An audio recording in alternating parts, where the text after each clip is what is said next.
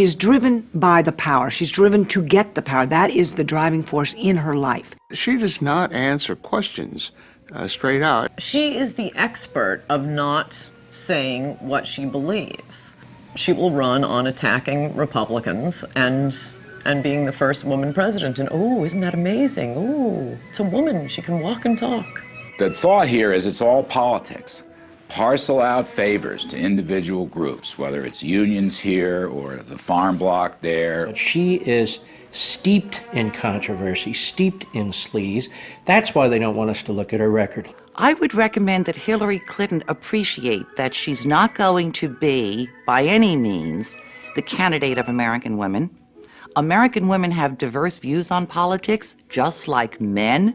At the core of almost every one of the investigations we did for 8 years, where there were problems, and I mean major problems with the Clinton administration, she was at the core of them. It's part of the Clinton method, which is say what you need to say at any given moment and rely on the lack of memory of the American public and the support of the mainstream media to support that lack of memory. Well, the 20-year plan really is that the Clintons share power. One would be president 8 years, and one would be president another 8 years, over a span of 20 years, with a little Republican in between, perhaps. So in essence, what happened is that Bill and Hillary, in their mid-20s, before they ever took their marital vows, they took their political vow. You know, a lot of people ask me, do we have to go through all these old Clinton scandals again? Well, I have good news for you. You don't, because you can look at the new ones, because Hillary Clinton scandals are a gift that keeps on giving.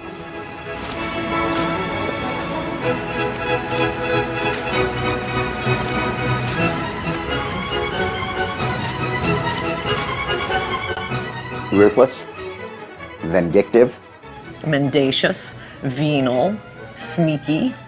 Ideological, intolerant. Liar is a good one. Scares the hell out of me. Looks good in a pantsuit.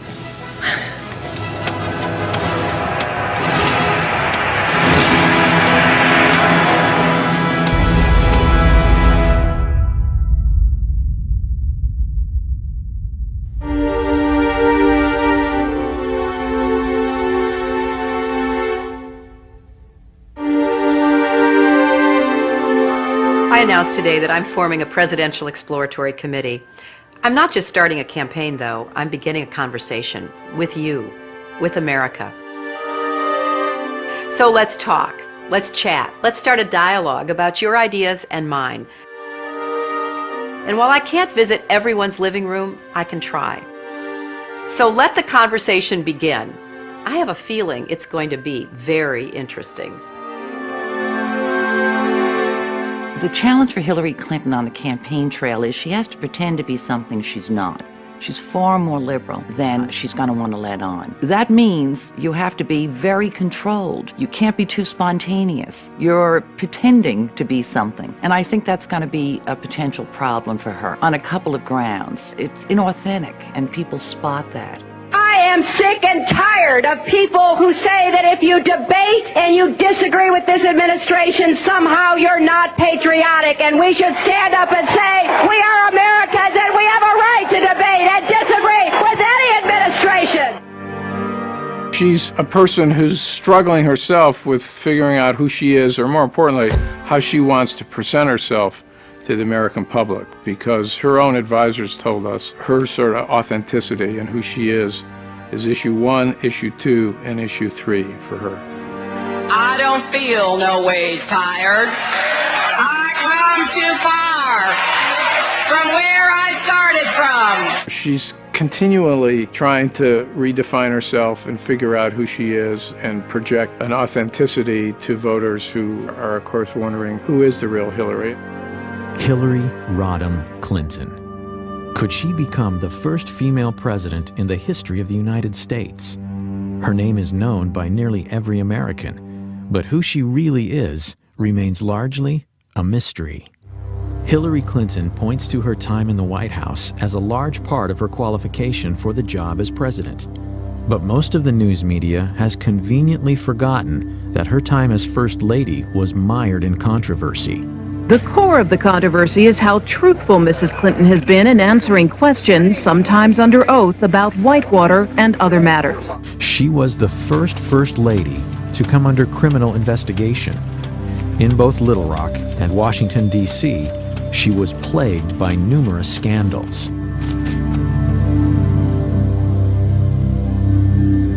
Senator Clinton has extraordinary ability to obfuscate, refuse to answer questions, avoid confrontations, and up until now has been given a pass on it. A story in the New York Times talking about why Senator Clinton voted this way, because I think some people were surprised by it. And her advisor said that she voted yes because she was moving from primary mode to general election mode. Primary mode versus general election mode? How about tell the truth mode? How about we say the same thing in the primary that we say in the general election? We know that Hillary's an insecure person. Secure people don't lie. They don't lie inveterately the way she does. What drives Hillary now is power. She very much is interested in gaining power. She considers herself to be a special person. She has a lot of arrogance, a spirit of superiority about her, and this is the driving force in her life, is to gain and acquire and maintain power. And her husband got to the top, and she saw it, she felt it, and she wants there herself. Over the past 16 years, Hillary Clinton has undoubtedly become one of the most divisive figures in America. How this makes her suited to unite the country as the next president is troubling to many. And recall Hillary speaking at a black church on Martin Luther King Day. What a coincidence. When you look at the way the House of Representatives has been run, it has been run like a plantation, and you know what I'm talking about. And you know what I'm talking about, girlfriend. That's how she's going to get to power? By accusing the Republicans of running a plantation at a black church on Martin Luther King Day? That's it? Okay. After announcing her bid for the presidency, fellow Democrats, including former Clinton confidant and Hollywood mogul David Geffen, publicly questioned Hillary's integrity and truthfulness.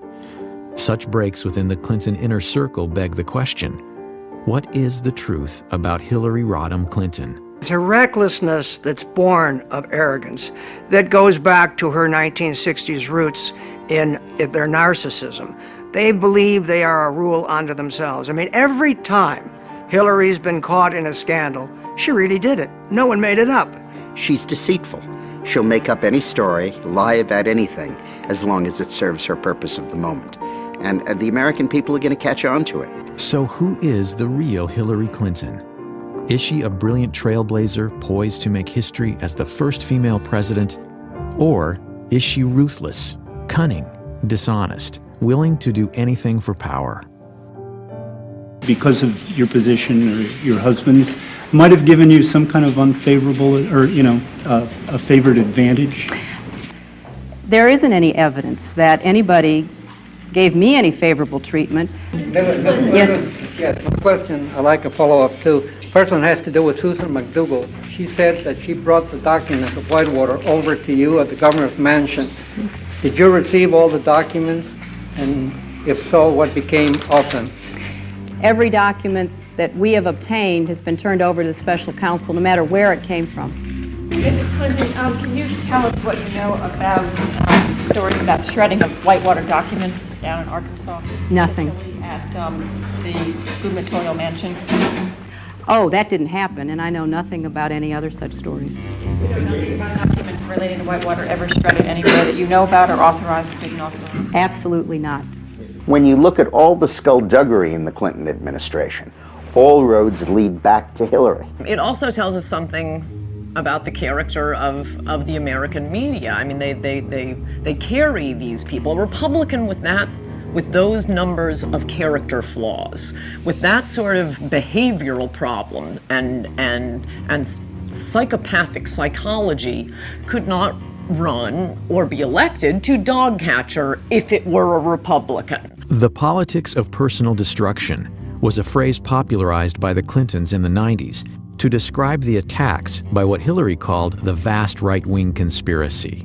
But is she actually more familiar with practicing that fine art than being its victim. They have been the masters of the politics of personal destruction, and then they use the well-known trick of accusing your opponents of your own malfeasance. So they accuse conservatives of speaking honestly about the ethical shortcomings of the Clintons, while they in fact speak dishonestly about the integrity of their opponents. And that has been a bellwether, and it has done destruction to people who they've encountered. Even people in the Democratic Party will acknowledge the Clintons are particularly ruthless and particularly aggressive when it comes to campaigns. They war room. This is a military metaphor for the campaign the Clintons invented regarding instant responses, that no matter what the validity of a charge, you don't explain the charge, you don't apologize for the charge, you don't admit any error, you automatically attack the integrity or the motivations of the other side.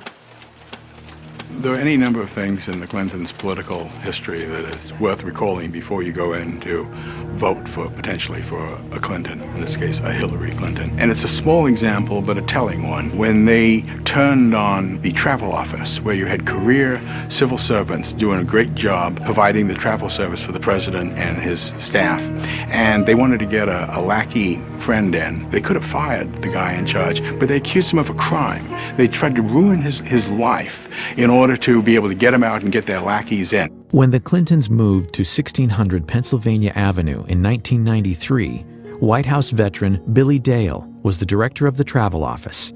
Dale had faithfully served 7 previous presidents, starting with John F. Kennedy in 1961. But Dale, who had actually voted for Clinton for president, would soon discover that business under the Clintons would not be business as usual. We knew that we were in for a rougher transition because we had heard stories from Secret Service agents who had gone to Little Rock for a 2-week stay down there. And the stories that some of the agents would come back and tell us, that we just knew that it was going to be different. We didn't realize how different it was going to be. The new administration is free to fire anybody that they want to, but traditionally that does not happen. On the day of Clinton's inauguration, Wednesday, January 20th, 1993, Billy Dale got a call from an unknown woman indicating that Catherine Cornelius, the 24-year-old third cousin of President Clinton, would soon be working in the travel office. And I got to know who Catherine Cornelius was. She went to work in David Watkins' office, answering phones, but she never let up in her demands to take over the travel office. In the meantime, I get a telephone call from a gentleman in Ohio, and he wants to know how he can get in on some of the White House charter business. And I said, that's what I do. I arrange the charters. And he said, I know, but he says, we can make some money here. If I had made arrangements with that gentleman, I speculate that things would have been very different than as they turned out.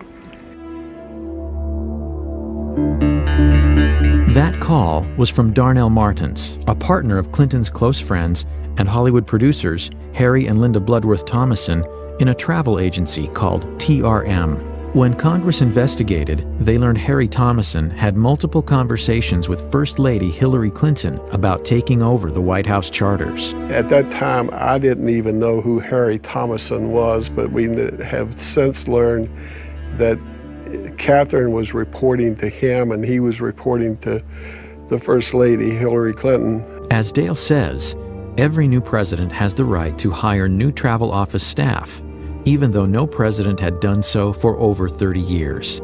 But not only was Billy Dale fired, along with 6 other travel office staff members, he was also locked out of his office. But that was only the beginning. And I got accused of embezzling $14,000 that I couldn't account for because the logs were missing. At the same time, D.D. Myers is in the press room briefing the White House press corps, telling them that we were being fired for criminal misconduct and the FBI was being called in to conduct a criminal investigation. I think that they wanted to make it look like they were doing it because there was corruption over there so nobody would criticize them, because the media liked Billy Dale and the people there. Gary Aldrich was an FBI agent for 26 years, the last 5 as an agent responsible for background checks on White House staff. Recall that the FBI had conducted investigations of all of these men and had determined that they were qualified to work in the White House and that they were honest individuals. I conducted some of those investigations. Billy Dale was humiliated and was accused of serious wrongdoing to the degree that they conduct a federal grand jury investigation and an indictment of him. I had dedicated 32 years of my life to this job and served faithfully to Democrats and Republicans alike. The experience was a major event in my career because it taught me that powerful politicians can misuse law enforcement authority almost whimsically. And because it was the First Lady ordering the investigation, well then charges have to be found. That scared me. That was different from my experience in the FBI of 26 years. I thought if we have reached the level where a politician can get irritated with somebody and cause them to maybe end up in federal prison, we've got a serious problem. The White House Travel Office affair became known as Travelgate. When Dale's legal bills to defend himself were estimated to run as much as $750,000, he considered a plea deal, a fine of $69,000, and a brief jail sentence. Blanche and I had been married for 38 years at that time. I decided that I would have to sell my home. Could I ask her to give up everything that we had worked for? The plea bargain seemed just that, a bargain in order to save himself and his family from the unending ordeal. But when Dale was informed he would not be able to proclaim his innocence, he realized he couldn't bargain with the truth. In the meantime, during this year, I got a notice from the IRS that I was being audited. For the next 30 months, Dale was investigated. His son and daughter were also subpoenaed. I remember Vicki, our oldest daughter, telling her mother that if I was found guilty, and maybe we better start over. You were sent to jail for something you...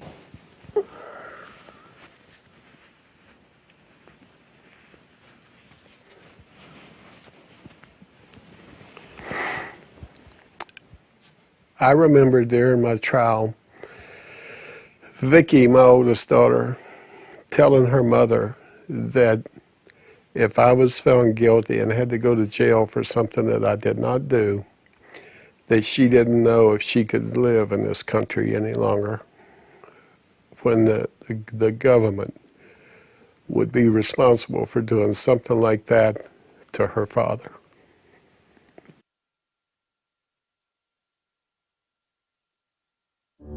When the case went to trial in the fall of 1995, a procession of White House journalists volunteered to serve as character witnesses for Dale, including Brit Hume and Sam Donaldson. The press at the time, I think, ought to remind people that I testified at Billy Dale's trial as a character witness for him. The jury needed less than 2 hours to reach a verdict. And the jury came in and they found me not guilty on all counts. I laid my head down on the desk in front of me and cried. Ultimately, the Office of the Independent Counsel's final report on the Travel Office firings found that Mrs. Clinton's sworn testimony was factually inaccurate. Hillary Clinton was more powerful as a first lady than any first lady that had been in the White House that I knew of. Until I have learned that she was involved with it more than Bill was. Bill just wiped his hands of it and just would let her handle it.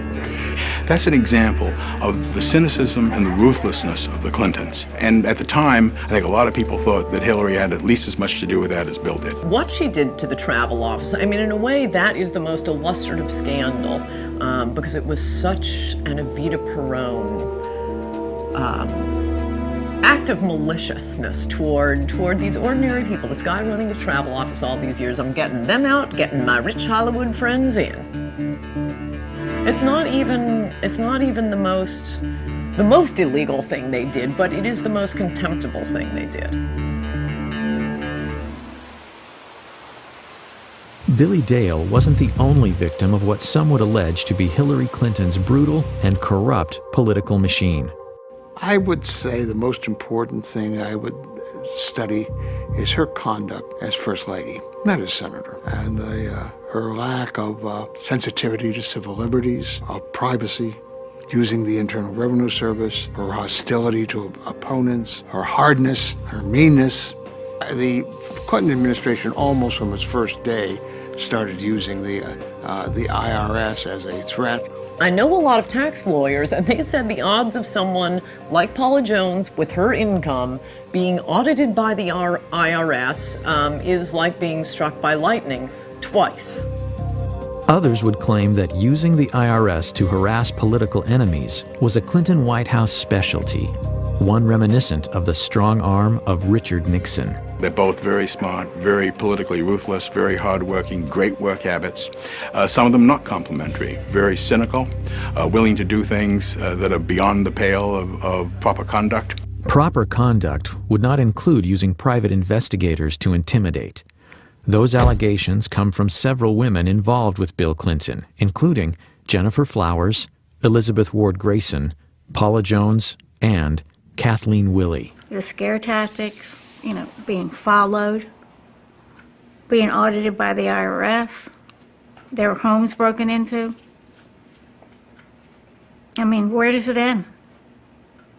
Clinton supporter and campaign worker Kathleen Willey was a White House volunteer who alleges that President Clinton sexually assaulted her during a meeting in the private study off the Oval Office in November of 1993. I kept thinking to myself, what in the hell is he doing? That's what I kept thinking, and which sounds silly at the time, but I was getting embarrassed for him. If that's just, this is just not proper.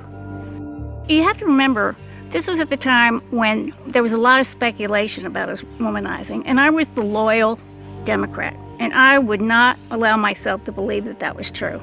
I just thought it was all just rumor.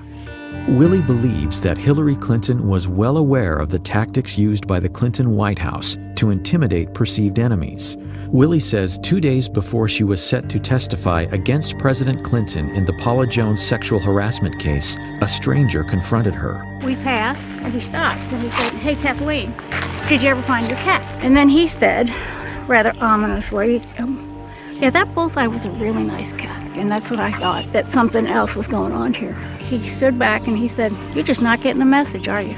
The Clinton attack machine immediately targeted Willey. However, there are corroborating witnesses. Jared Stern, a former Marine, later told congressional investigators he was hired to investigate Kathleen Willey during a clandestine nighttime meeting. It was late at night. He called me, asked me to meet him here in this parking garage. I met him, said he had something very important to discuss. I talked to him about it, discussed the tasking, and then I left to carry it out.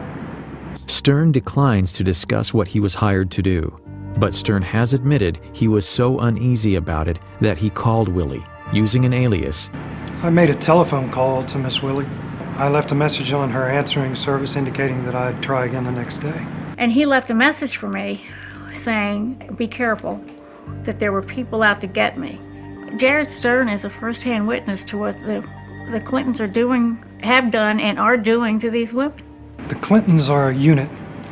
They share a zeal for power and a willingness to engage in any and all threat-neutralizing strategies. Legality be damned. No one will ever say what happened to Kathleen Willey was an anomaly.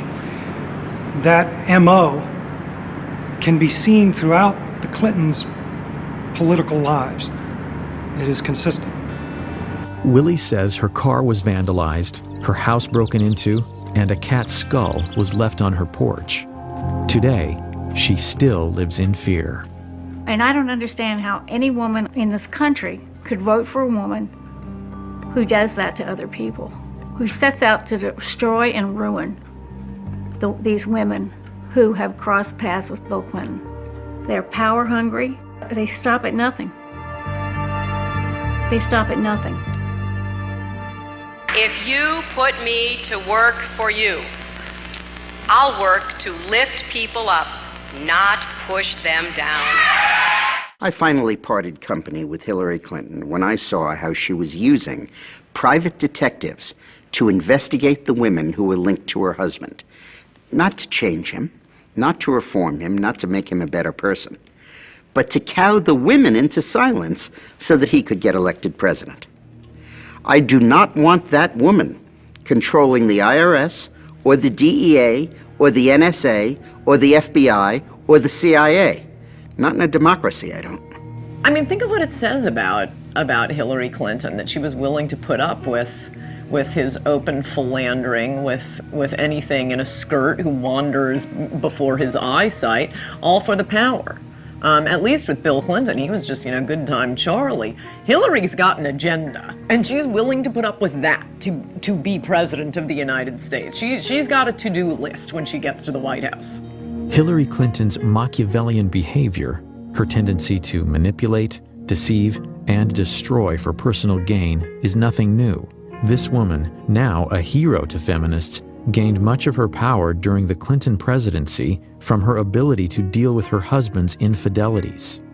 Bill was always heavily involved in the policies of his administration, but he left chasing down his women and silencing them, pursuing the scandals and lying about them, escaping culpability for any of the things in their past, to Hillary. She was his Nixon. She was his evil equivalent. She was the one who made sure that nothing got to him, because she was so good at it. And she was.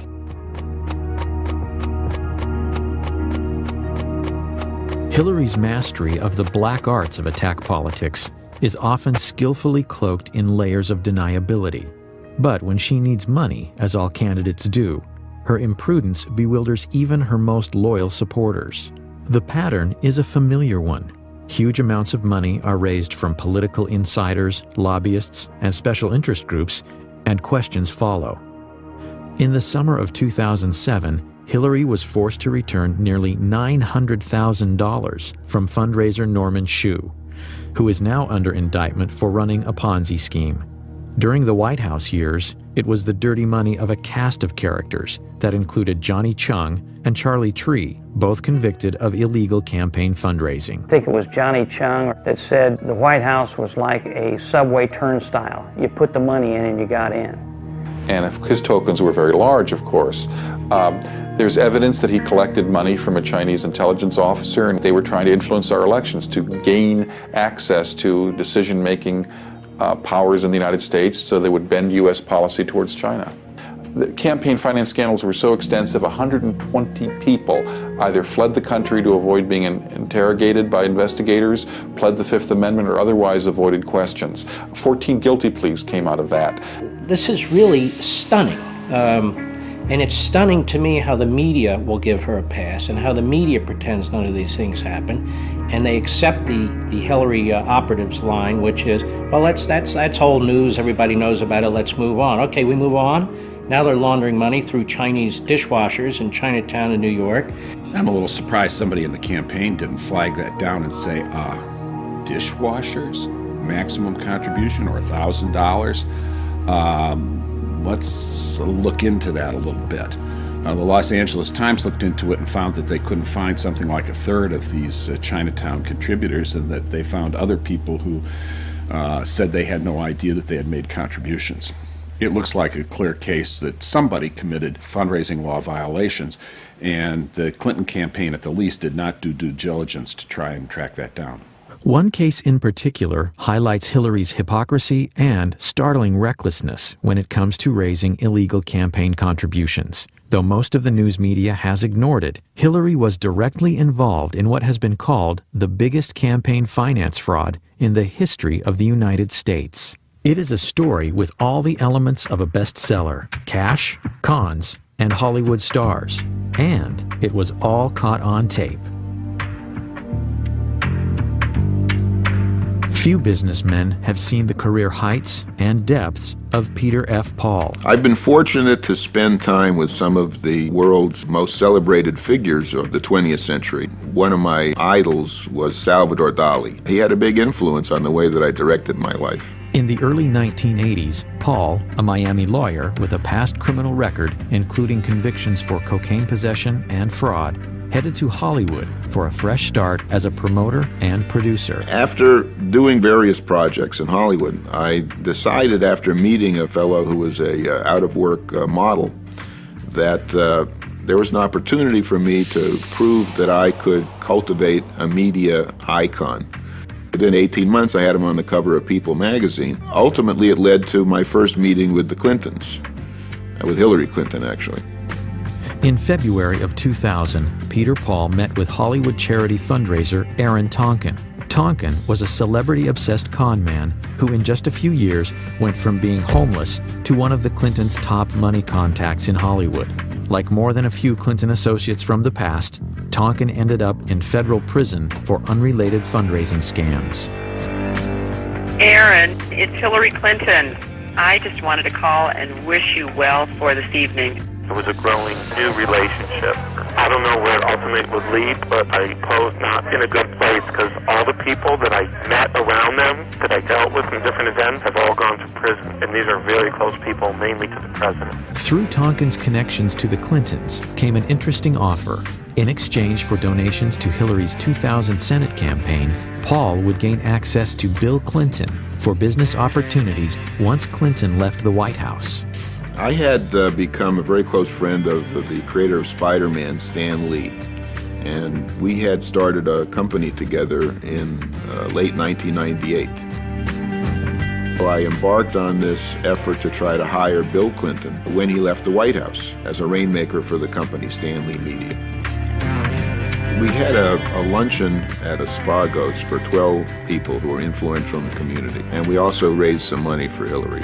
And at that point, I indicated that my plans were to hire Bill when he left the White House. She responded by saying that she would help if I became a major supporter of her campaign.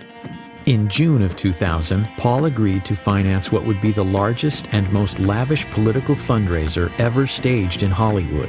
It consisted of a concert, a dinner, and a reception.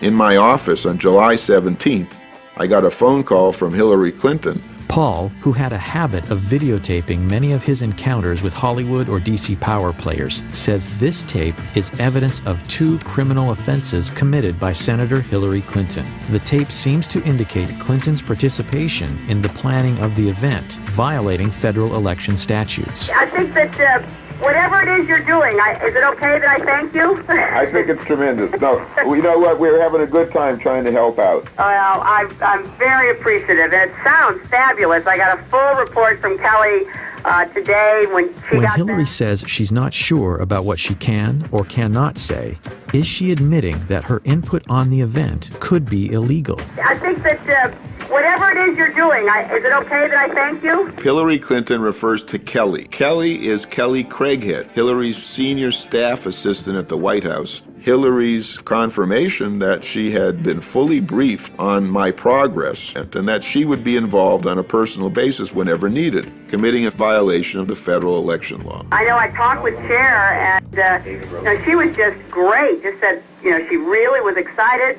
and I hadn't talked to her, so you had to have really done a good job selling it to her. And her reference to Cher being induced to contribute her singing services, all of them colluded to hide this from every investigation. All of the expenses that I paid for entertainment and costs of various fundraisers for Hillary were never legally reported. But what I discovered was, because Hillary was involved directly, personally, and indirectly through her agent, Kelly Craighead, in conceiving the event, in soliciting the money to pay for the event, and then coordinating the expenditures for the event, clearly the two of them were violating federal law.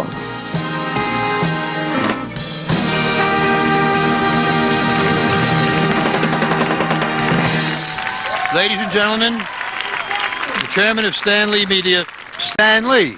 I just want to welcome you all to the Hollywood salute to President William Jefferson Clinton. It was the biggest event ever produced in Hollywood for a president. Muhammad Ali, John Travolta, Brad Pitt, Shirley MacLaine, the Steenburgen, Gregory Peck, Cher, Diana Ross, Patti LaBelle, Toni Braxton, Melissa Etheridge, Sugar Ray, Michael Bolton, Paul Anka. We had over 100 stars. The entire leadership of the Democratic Party was there, and it was a magical evening. But just 2 days later, the magic was gone. The Monday after the event, I got a phone call from Ed Rendell telling me that the Washington Post was asking questions. The position that Hillary Clinton would take was that she hardly knew me and that I didn't give any money, and that if I was smart in order to maintain my deal, that I would go along with that. The Washington Post bombshell questioned Hillary's decision to associate with Paul, given his criminal past. The Clinton camp implied they weren't aware of it. I had been vetted 6 times, my house had been prepared for a presidential sleepover, and the president allowed me to put my name on 25,000 invitations. It's impossible to think that they didn't know that I had federal convictions, which anybody that uses the internet can find within 4 clicks. Peter Paul was basically paying for the entire event, and he was held at arm's length. He wasn't invited to the White House, and they did not really want to interact with him. And it never really dawned on me, because I really didn't understand those part of politics, how it works, that they do a vetting process. Amazingly, the Clintons continued to solicit money from Paul, even after publicly distancing themselves from their newfound friend. On August 24th, a fax was sent to my office on Hillary's letterhead, the Hillary Clinton for Senate letterhead, by her finance director, David Rosen, asking me to transfer $100,000 in stock. And here you have a smoking gun document, which is on her letterhead, faxed to my controller with the wiring instructions to send $100,000 worth of stock. That's illegal. When I became Hillary's biggest donor, no one made any reference to concerns about my credibility, my truthfulness, or my ability to honestly do business. You know, Hillary has no problems with me as long as I'm writing checks. From there, the Paul case takes twists and turns no screenwriter could imagine. Stan Lee Media collapses. Paul is indicted on 2 felonies in connection with trading of Stan Lee Media stock. He's arrested in Brazil by Interpol and languishes 2.5 years in a Brazilian hellhole of a prison awaiting extradition. She's never called me a liar, and she's never said that my allegations are false. What she has sworn to is that she can't remember some conversations that we had in detail.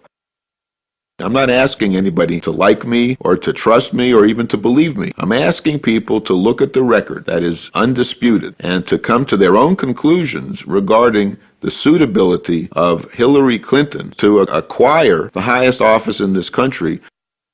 June 9, 2000, did you discuss with Hillary Clinton supporting her campaign in exchange for President Clinton helping you in your business concerns? Yes. Did Hillary Clinton pledge President Clinton's support for your business interests? Yes. August 13, 2000, at Barbra Streisand's home, did you talk with Hillary Clinton about supporting her campaign provided President Clinton help you with your business interests? Yes. I've been analyzing polygraphs since 1995. I attended the Department of Defense Polygraph Institute. I would say Mr. Paul has been truthful in his answering the questions concerning the issues administered in the polygraph. It was the most lavish affair of all.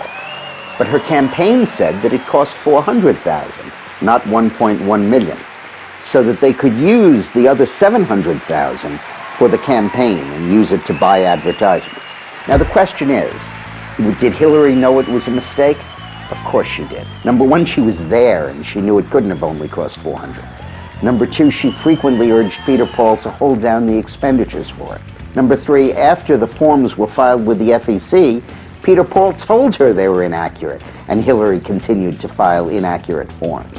And finally, the FEC investigated it and concluded it did cost $1.1 million. I want to thank Stan Lee and Peter Paul and Aaron Tonkin for their extraordinary hard work and leadership on this. The Clinton campaign ultimately paid $35,000 in fines for having underreported the cost of the gala. Aaron Tonkin says both Senator Clinton and her finance director, David Rosen, knew of his illegal financing schemes, including how he reimbursed celebrities who donated to Hillary's Senate campaign. They wrote a check where I told them to write it, the Senate 2000 from the invitation they received, and then I reimbursed them either 1 or 2,000, depending if 1 or 2 people came. I told her National Finance Director, David Rosen, and he just said, don't tell me anything like that. And I told the FBI. Is it possible that the senator from New York and former First Lady, the most experienced of all the candidates, was completely unaware of her finance director's dealings? Peter Paul awaits sentencing for securities fraud. He vows to spend the rest of his life trying to expose what he characterizes as Hillary's chronic pattern of corruption. Well, I think that, like William Safire said in the New York Times, Hillary's a congenital liar. Even David Geffen, who was a supporter of hers, commented on her facility with lying. So if she can do this as publicly and in such a gross and unvarnished way, then imagine if she got additional power in the White House and what she would do with that. I can't think of any other politician in history who has shown such a disrespect and a contempt for the Constitution and the rule of law as Hillary. And I represented Richard Nixon's best friend, and I knew Richard Nixon. And I'll tell you something, she's no Richard Nixon, she's worse.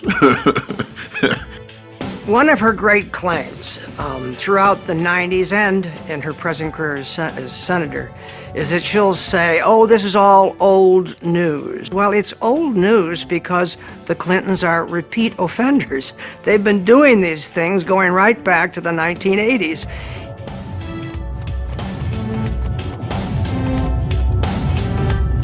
As a senator, Hillary Clinton has basically done nothing of note. She's not been a leader in national security. She's not been a leader on economic issues. She's not been a leader on anything. Is Hillary really the most qualified to hit the ground running if elected president? After all, she was First Lady for 8 years and now a senator from New York.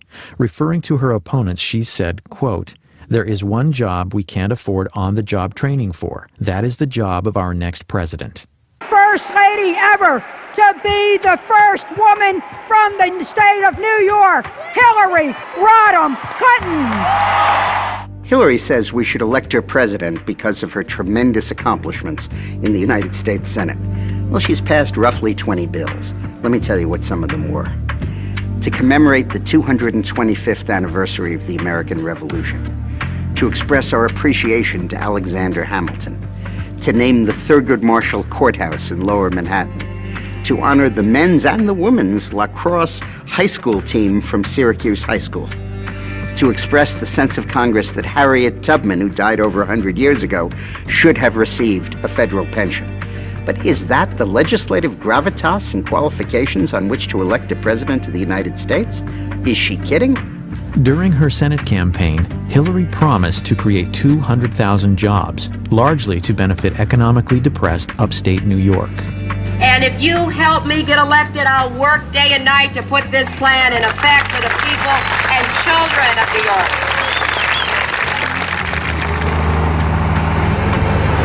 I'm Marshall Brown. I'm the owner-operator at GMB Farm. I grew up here with my father, but we sold out in 1985, and I started back up in 1987. I milked cows every day of my life for 20 years.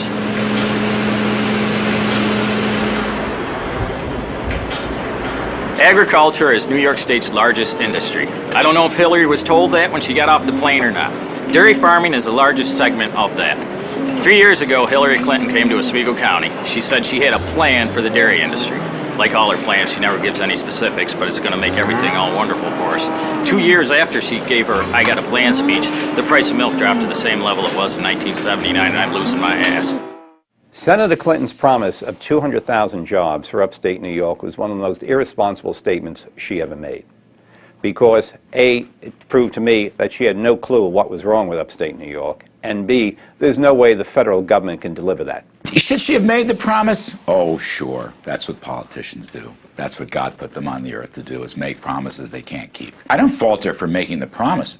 I fault her for making bad votes in the Senate against the very tax cuts that would have helped the state of New York. No, the Bush tax cuts were the only hope upstate New York had of competing, and if New York State wasn't so burdened by heavy taxes, heavy unionism, heavy regulatory red tape, upstate New York could be doing dramatically better. Because I do have a plan. I have an economic plan for upstate New York to try to make sure that we keep our young people here, that they can have jobs in this area, they can stay and raise their children. Between 2000 and 2006, over 1 million New Yorkers moved out of the state for economic or financial reasons.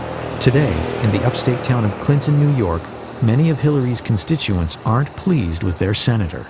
Well, we certainly would like more support from her in this area. I think every business would like to see more economic support. I think that she's just a typical politician.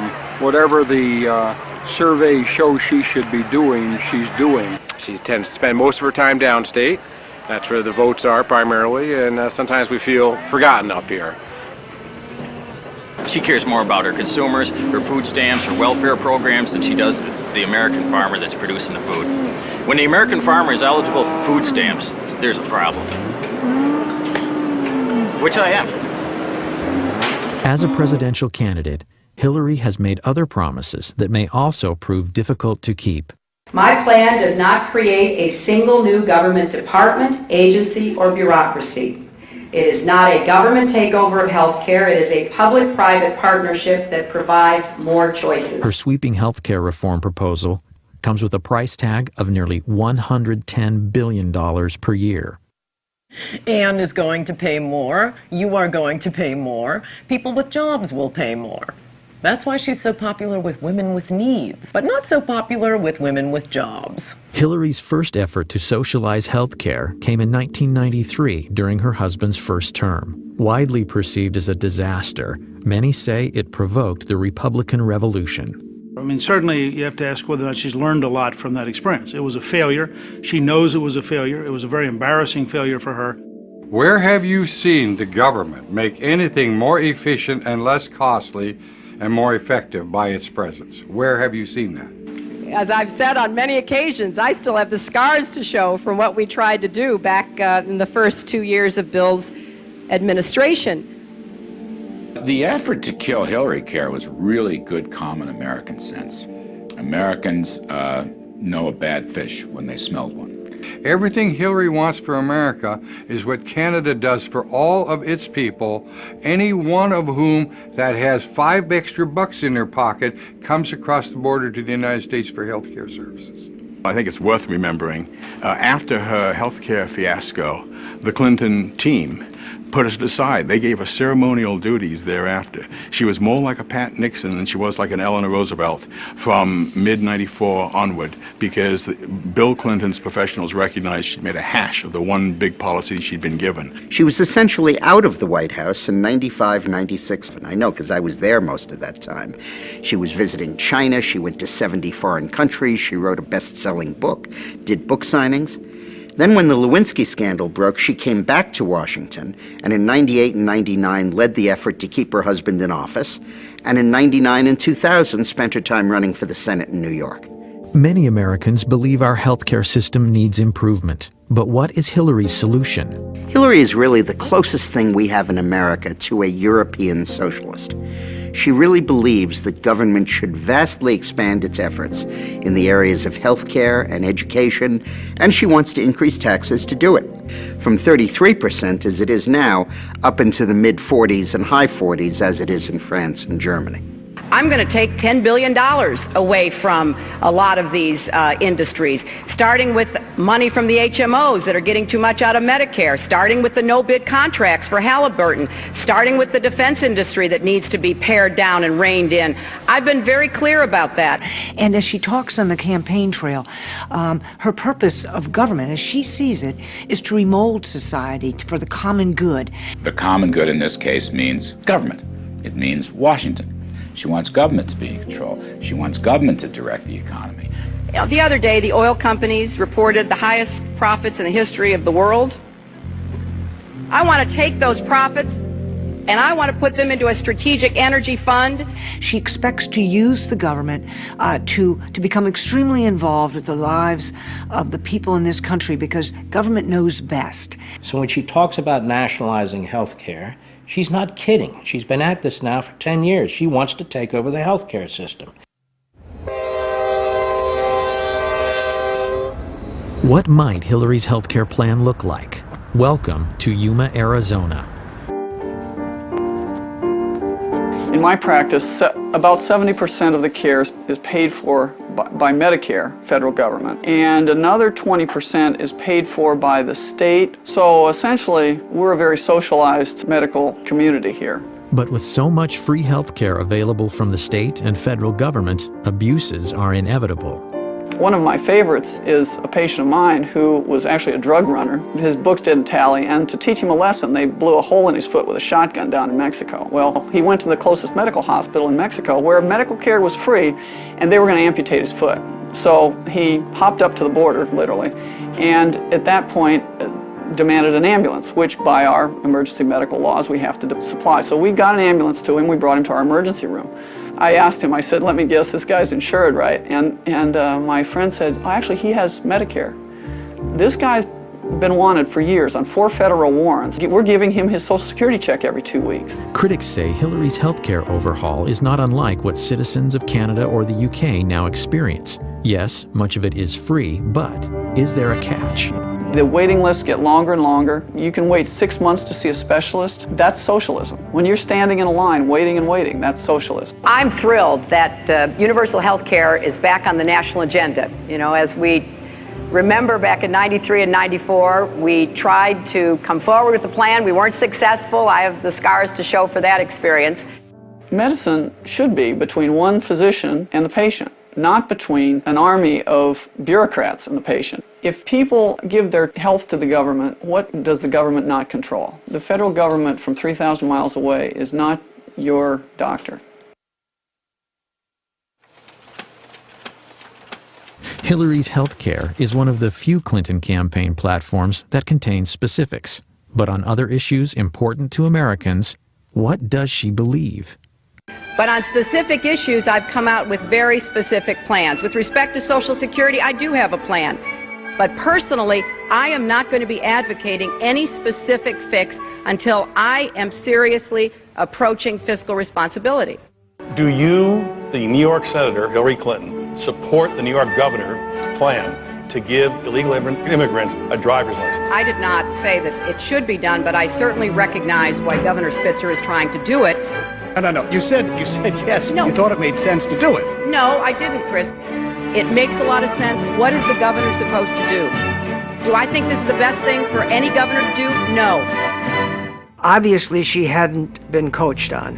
And if she's not coached, she's, despite the fact that she's intelligent, she is so insecure and so loathes the give and take of real politics that she just seizes up. And she sure seized up when those questions were asked her. You know, finally, for the first time, everyone talks about, well, Hillary talks about how, oh, they were so mean to her, they were so mean to her. All that happened in that debate was that, I think it was Tim Russert in that debate, engaged in the old journalistic practice of the follow-up question. That's all it took, and, you know, all hell breaks loose because Hillary's asked to actually tell us what your position is. You know, it raises the question, can you withstand the criticism in the way that any president has to? Because there's going to be a lot of it for any president at any time, even the most propitious times. And if you're going to whine about people complaining about you, that doesn't suggest presidential stature or character. I can support the president. I can support an action against Saddam Hussein because I think it's in the long-term interests of our national security. If I had been president in 2003, I never would have started this war, and if it is still going on when I am president in 2009, I will end it. I was one who supported giving President Bush the authority, if necessary, to use force against Saddam Hussein. I believe that that was the right vote. If I had been president in October of 2002, I would have never asked for authority to divert our attention from Afghanistan to Iraq, and I certainly would never have started this war. So it is with conviction that I support this resolution as being in the best interests of our nation, and it is a vote that says clearly to Saddam Hussein, this is your last chance. Disarm or be disarmed. I stand for ending the war in Iraq, bringing our troops home. We're going to have troops remaining there guarding our embassy. We may have a continuing training mission, and we may have a mission against al-Qaeda in Iraq. There's one Hillary who says, I'm going to bring the troops home right away when I'm elected president. Another Hillary who says, I'm going to keep troops in Iraq indefinitely. One of these two women is lying. I think she did that as long as she thought that it was still politically advantageous to support the war effort. Once 2006 kicked in and the war became quite unpopular, at least for a while, then she started moving to the anti-war position, reversing her positions which she held only months before. Not because her heart was full of pacifistic leftist tendencies, because she thought it was the politically expedient way to go. Flip-flopping on a driver's license is one thing, but words do matter, particularly when they impact the lives of our soldiers and their families. He loved being a Marine.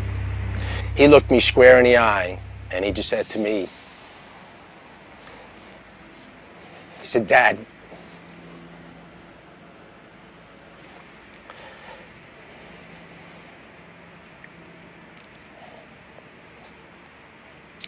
he said, Dad, what could be better, what could be more honorable than to serve your country? It was at that point where he became my hero. In January of 2007, Senator Clinton visited Iraq. While there, she did an interview with ABC News, stating, I don't know that the American people or the Congress at this point believe this mission can work. And in the absence of a commitment that is backed up by actions from the Iraqi government, why should we believe it? Because I was in Baghdad at that time, and we talked about that. I'm thinking, what the heck goes through the minds of our military that are out on those front lines, the Ramadi, the Fallujahs, out walking the streets of Baghdad, Hadifas, and throughout Iraq, putting their life on the line every single day and hearing something like that. It's just so demoralizing. Robert Buzz Patterson served as the president's senior military aide in the Clinton White House. Distinguished service in the Air Force, including combat missions, and his regular interaction with the First Lady gave him unique insight about the potential future commander-in-chief. They see that when Mrs. Clinton says something stupid about the war, or Harry Reid says the war is lost, or Dick Durbin calls them war criminals, that is played immediately on Al Jazeera and Al Arabiya overseas. That does nothing to support the troops. All it does is embolden the enemy to believe if they can hang out a little bit longer, they win. It's very hard to believe her because you don't know what the next day she's going to say, and you know it's terrible. Everybody from a four-star general to a private understands what it means to be a leader, what it means to have moral backbone and discipline and integrity.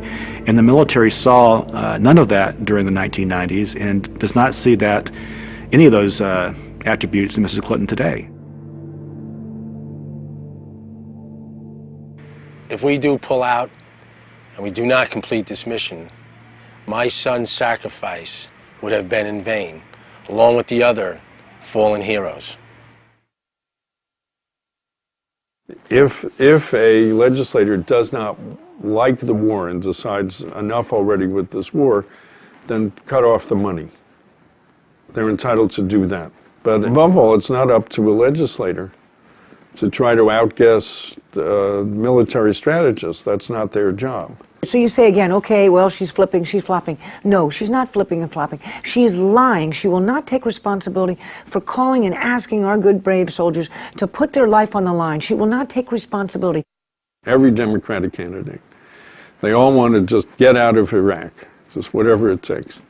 When the fact of the matter is that you can't have good security in Iraq until you've dealt with, at a minimum, Syria and Iran, because they're the ones who are arming, training, and running a lot of these terrorists. The war on terror isn't the only issue where Hillary is trying to have it both ways. When it's politically expedient, Hillary campaigns on her husband's presidency. But when the polls say otherwise, she abandons their record. But she can't be as selective in terms of, cherry picking and making determinations that she's now suddenly the face of foreign policy, that she, shaped economic policy, except for the stuff that didn't work out, in which case that was somebody else's problem or somebody else's fault.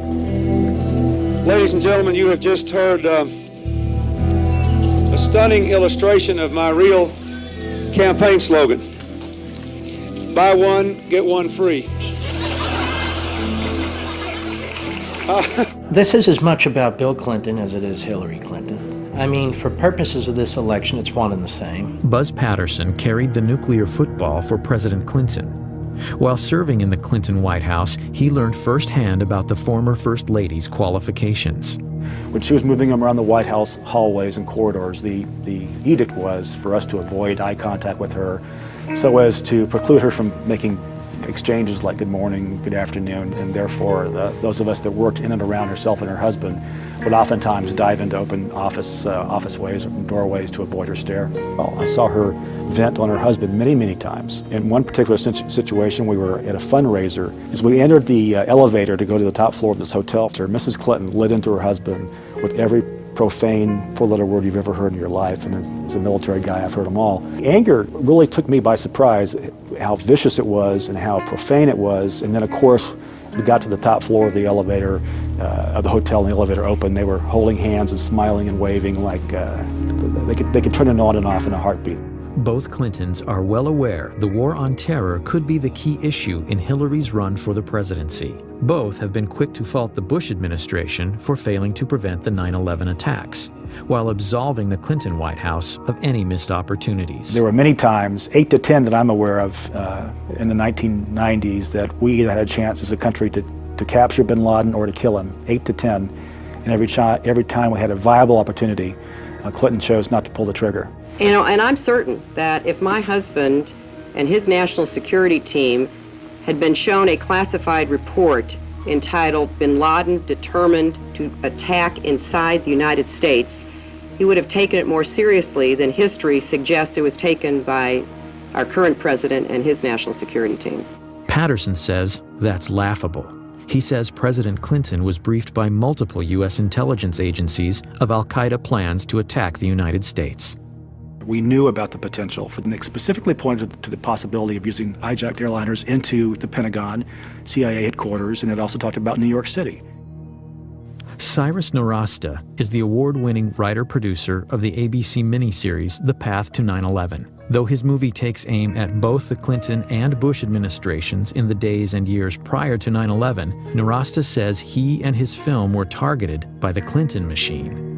There was a huge coordinated campaign to discredit the movie and me and get Disney ABC to pull or recut the movie. In the weeks just prior to air, Nowrasteh's home address and email were posted on various pro-Clinton websites. I got death threats at my house, I got hate mail, and they set about basically trying to destroy us and stop this thing from airing. Intimidation included 5 senators led by Harry Reid sending a letter to Disney ABC threatening to revoke their station licenses if they didn't pull or recut the movie. You gotta understand, these phone calls, the threats on the internet, these bloggers, all of these people out there, none of them had seen the movie. This was all political spin, and it was generated by ex-President Clinton from his offices in Harlem, where he met with all of these bloggers to specifically discuss countermeasures against the ABC broadcast, The Path to 9/11, and how they could get it pulled from the air. Disney ended up cutting about 3 minutes from the over 5 hours of the broadcast. So I'm going to show that to you now. They have the compound surrounded, they know where bin Laden is, Mr. Berger, is this something and what they need to do is coordinate with Washington, so they're on satellite phone communication with Sandy Berger, Richard Clark, George Tenet et al. From Washington to basically get the final green light to go ahead with this operation. Our people are in place. Now, it's been confirmed that Osama bin Laden is in the building on the site. You are the National Security Advisor. Can't you give the order? Look, George, if you feel confident, you can present your recommendation to the president yourself. So if it all goes bad, it comes down on my head, like Janet Reno in Waco. The buck stops down the hall.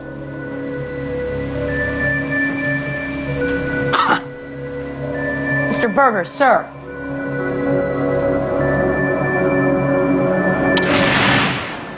Unbelievable. Did they abort us? Yes. It's shocking that ABC would bow down to Bill Clinton on the path to 9/11. It's shocking that Bill Clinton would ask. You can't imagine Walter Mondale doing that. I don't even think you could imagine Jimmy Carter doing that. President Clinton has said he never got that close to getting Osama bin Laden. But national security experts have said on the record that the path to 9/11 was accurate. The path to 9/11 got it right. That's why they were upset. We exposed the hot button truth that they've been trying to bury for years. The $40 million project was a rating smash with nearly 28 million viewers. It later received 7 Emmy nominations. But if you want to catch The Path to 9/11 on DVD, you can't. ABC Disney won't release it. Why would they pass up millions of dollars in DVD revenue? I think the initial attacks were really about President Clinton's legacy. However, now, a year later, with the DVD being suppressed, I think it has become about Hillary's run for the White House. All I can say is what the exec at ABC told me, which is if Hillary wasn't running, this wouldn't be a problem. Hi, Mr. Berger. How are you doing? Hello, everybody. I have just a brief statement. Last year, when I was in the archives reviewing documents, I made an honest mistake.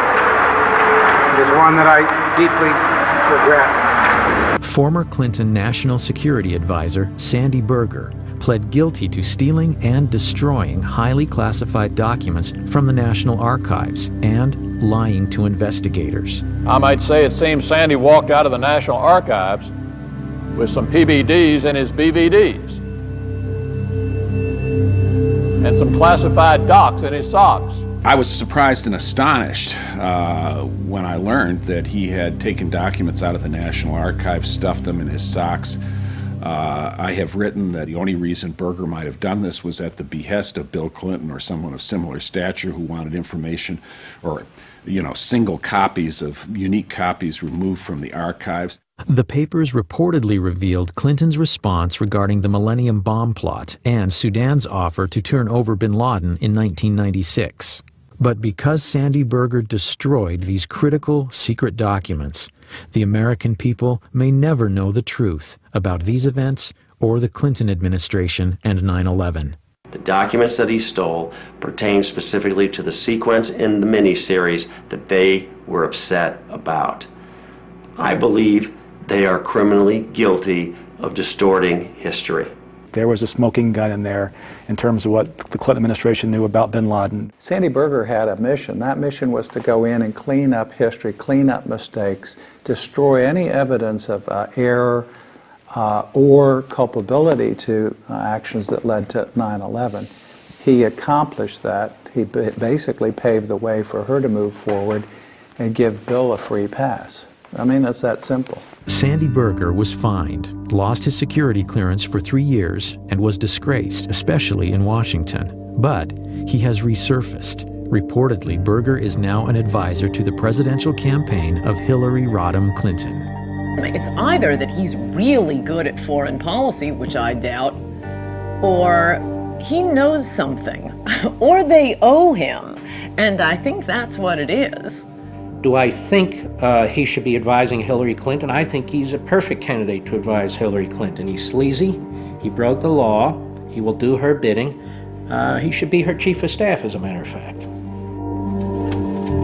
Hillary is tough on terror as long as it's popular. But once again, the real Hillary Clinton remains a mystery. We went through all the speeches that were posted on her website, some 200 of them, and there's no speech that's about counterterrorism or talks about the threat to the homeland. Whatever Mrs. Clinton took away from the 9/11 experience is now slipping away.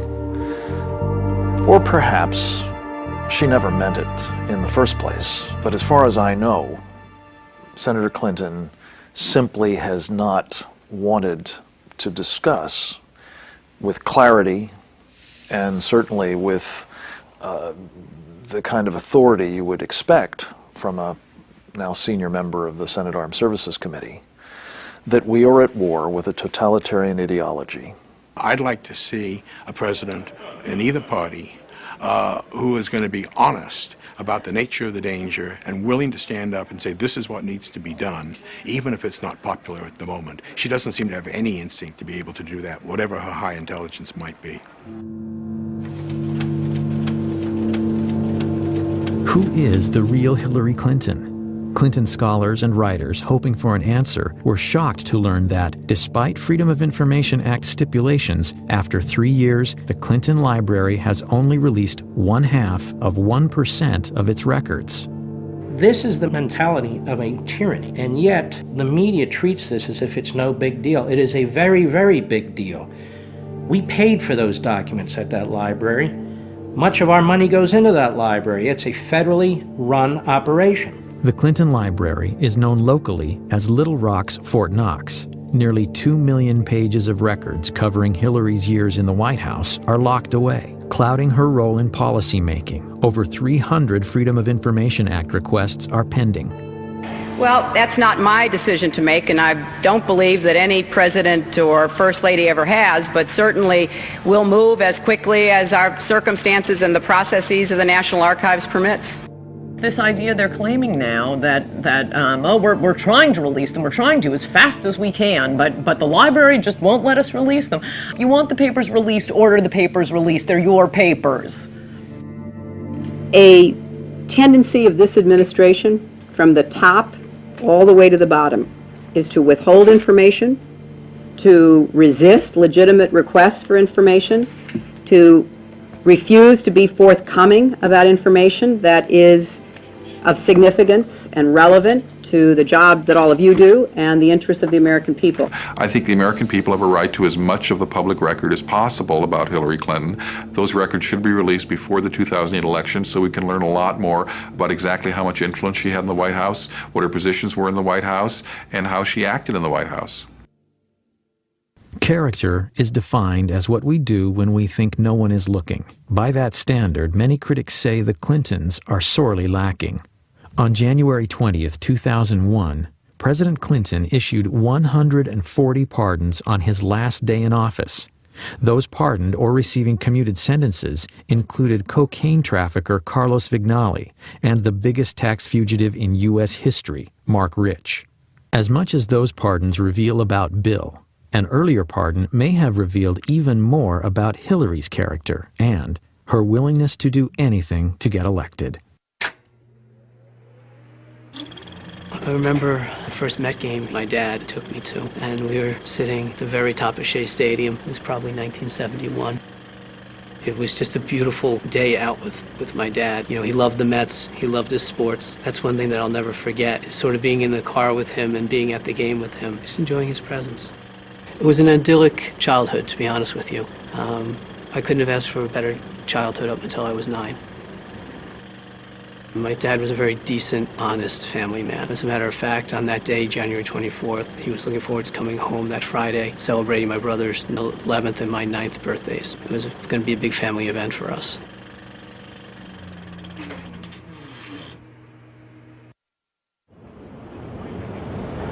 Fraunces Tavern has an extraordinary place in American history.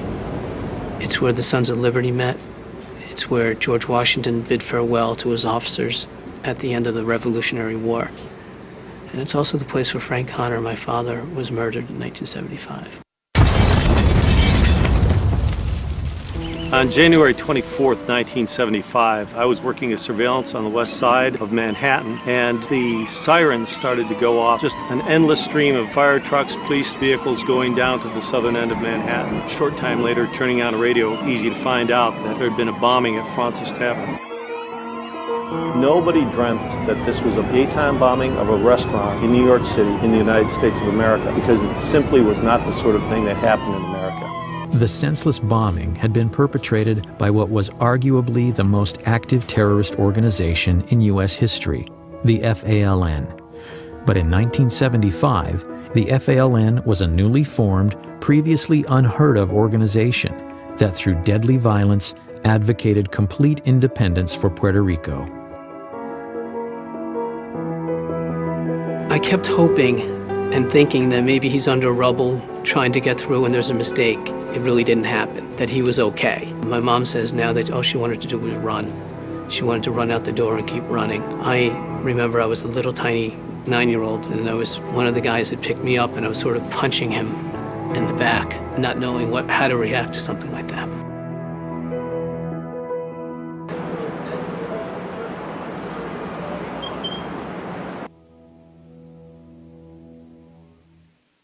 Joe, this is the Bissell dining room at Fraunces Tavern, and this is the room that suffered most of the damage in the bombing on January 24th, 1975.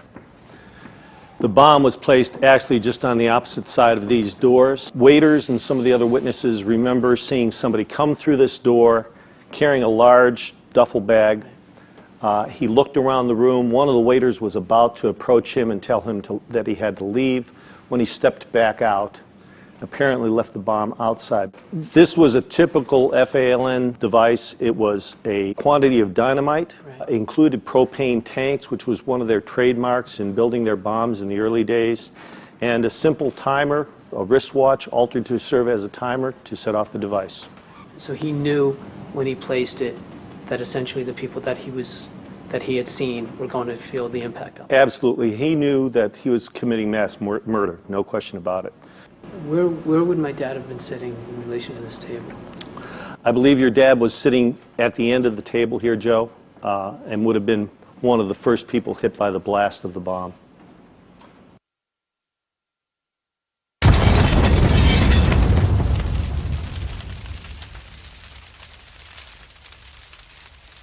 Joe, the bomb being just outside this door here, when it functioned, much of the blast came, of course, through into this room, knocking down this door, and that shock wave would have taken everything in the room and just made missiles out of it.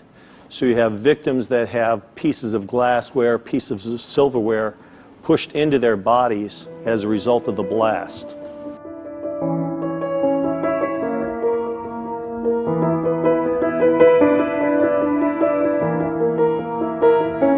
Do we know why they chose the time, the place, the day? The communique that they left said that they were trying to kill capitalist, imperialist pigs in Fraunces Tavern, and specifically cites Fraunces as being the target. 4 died, and more than 50 were injured. It was a typical FALN operation, one of over 130 bombings between 1974 and 1983.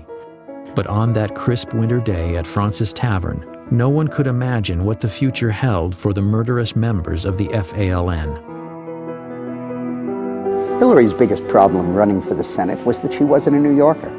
And how is she going to appeal to the specific ethnic groups that make up the New York State electorate? So, in September 1999, right in the middle of her Senate campaign, she was approached by City Councilman Jose Rivera, who really is a spokesman for the Hispanic community in New York, who gave her a packet urging the pardoning of the FALN terrorists. And included in the packet was a letter to Hillary asking her to use her influence on her husband to get these pardons granted. And 2 days later, they were. Freedom came today for most of the 14 Puerto Ricans who accepted President Clinton's controversial gift of clemency. 11 of them, who describe themselves as nationalists, some others describe them as terrorists, were released from federal prisons around the country. It made no sense. Not one of the incarcerated FALN terrorists had requested clemency or had expressed any remorse. In fact, Prior to that action, the Clinton administration had granted clemency in just 3 cases out of over 3,000 applications, according to the Office of the Pardon Attorney at the Justice Department. It was putting a political agenda of the Clintons above my father's life. Sandy Berger appeared on television a day or two after the pardons were granted, or after the clemency was granted, and stated that these people were not personally involved in violence. That's simply not the fact. In this case, these people were convicted of planting 36 bombs in Chicago.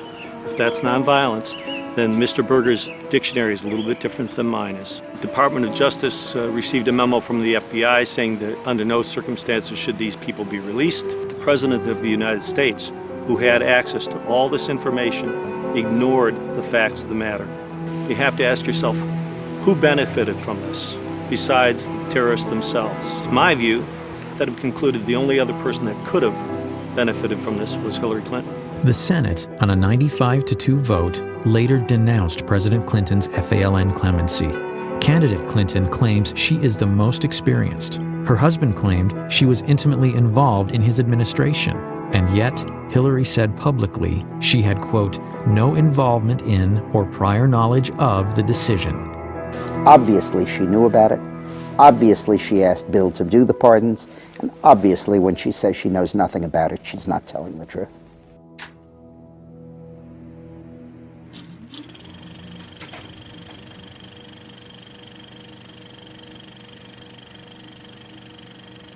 How dare they? My father was a decent, honest family man, and he was being forgotten or used as a political pawn by those people who didn't have his decency, didn't have his family values, and wasn't the kind of man that my father was. We've had only 2 father-son presidencies in the history of our nation. We may be on the verge of the first husband and wife commander-in-chiefs. Historically, Americans have never been keen on dynasties. So it's worth remembering that a vote for Hillary is a vote to continue 20 years of a Bush or a Clinton in the White House.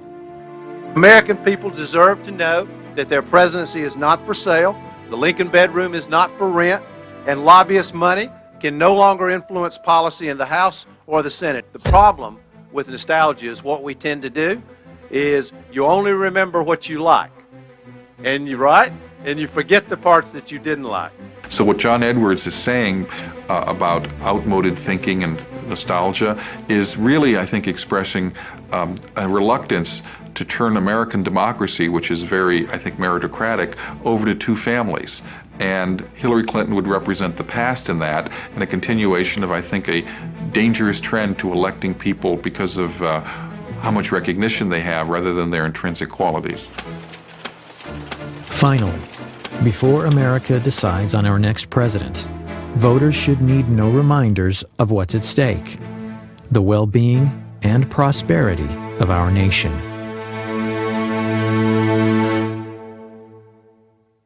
We uncovered a radio show that Eleanor Roosevelt, her heroine, did in 1934. Eleanor Roosevelt was asked during the show, when will a woman become president? Her answer, when a majority of the American people have trust and confidence in the integrity of her. And that's the challenge that Hillary faces. It's been said, and I agree with it, that this is the most personal political choice that Americans make. We're very interested in their personality traits, their person that they could trust, that they would like. That's where I think Hillary Clinton as a candidate has great defects.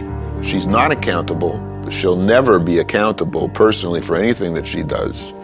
And her personality is such that she believes that the end justifies the means, no matter what those means are.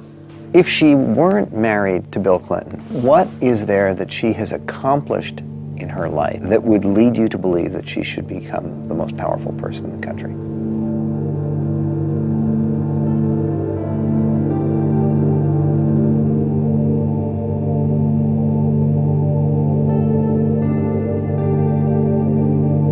Which candidate is most likely to be able to be successful in protecting us from the threat from radical Islam? That is the central crisis of our time. If she reverts to form, Hillary Clinton will likely be in the future what she has been in the past, which is a person, a woman, a politician of the left. And I don't think that's going to be good for the security of the United States. She can't favor English as the official language of government, has said she can't favor it. 85% of the American people favor English as the official language of government. I think there are a number of big issues where you'd have a very clear contrast. She favors liberal judges. 91% of the American people favor the right to say one nation under God. The bigger this campaign is, the bigger the choice is, the more trouble she's in. What will be important, though, and this is some baggage she has to deal with, is the idea of a co-presidency, the idea that Bill Clinton will be back in the White House. Because I think when he left the White House, people had had enough. I can't imagine that Americans want to go back to the 90s and the country being dragged into this ugly, dysfunctional family drama. I certainly don't see Hillary Clinton as someone who can unify the country. President Bush didn't. I don't think she would either.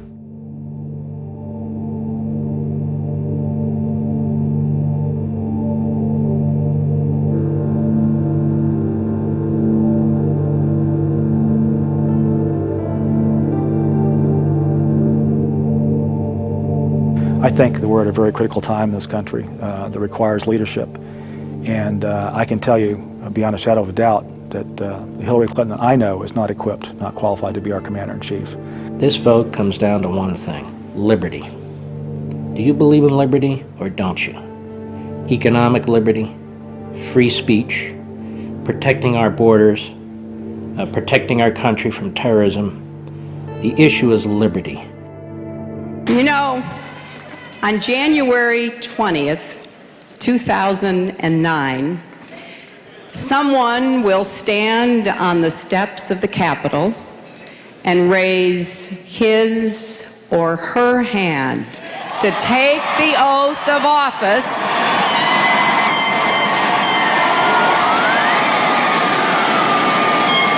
as the 44th President of the United States of America.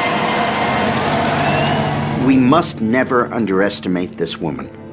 We must never understate her chances of winning. We mustn't be lulled into a state of security and complacency by the newfound moderation that she likes to talk about. And we must never forget the fundamental danger that this woman poses to every value that we hold dear. You see, I know her.